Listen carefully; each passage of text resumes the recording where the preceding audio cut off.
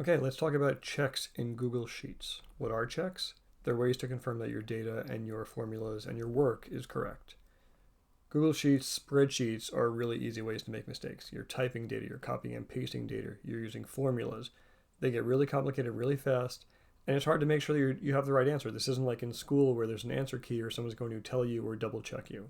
It's great if you and someone else are doing the same work at the same time and are going to check it that way. It's just not how work's done.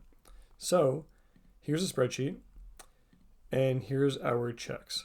So as you can see in this case, this column right here, I'm doing the same work as I'm doing in another column. This is one version of a check, where you do the same work, calculate the same thing twice, and then confirm the answers are the same.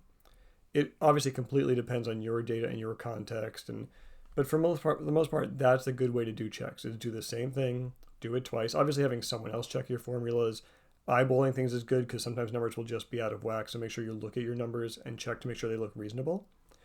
But doing the same calculation in two ways at the same time and confirming they're the same is a really good way to check your work.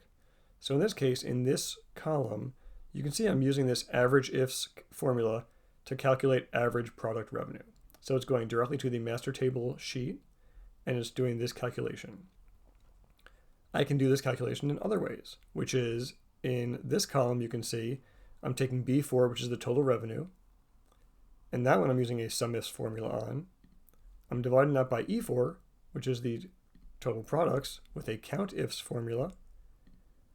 B4 divided by E4 should equal C4 because average is the same thing as the total divided by the total amount divided by total products. So if those two are correct, this should equal 0 because B4 divided by E4 should be the average minus C4, which should also be the average. So I can see in this column, these do all look correct. If they were not, if this were 4, see this turns to bad. So that's my check also. So I can look at this column, and I can go down, but down here I'm also totaling it. And if this were not right, then I could keep going back. So the more complicated spreadsheets are, you can have a check that checks multiple other checks at the same time. In this case, I want to make sure every single number in this row and in this column are 0. Then I sum them up. So if this is not 0, something's broken up here. Then, to make it really easy to see, I just say if D15 equals 0, then this cell equals good, otherwise it equals bad.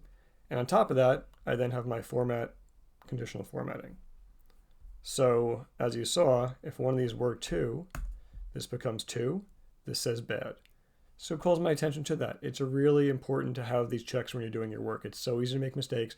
Double check your work, triple check your work, have someone else check your work, but have your own checks. It's a really important thing when you're doing spreadsheets. And use these techniques. Use conditional formatting, use these if statements, use these different ways to calculate the same thing, have the check column, and sum it up. That's it.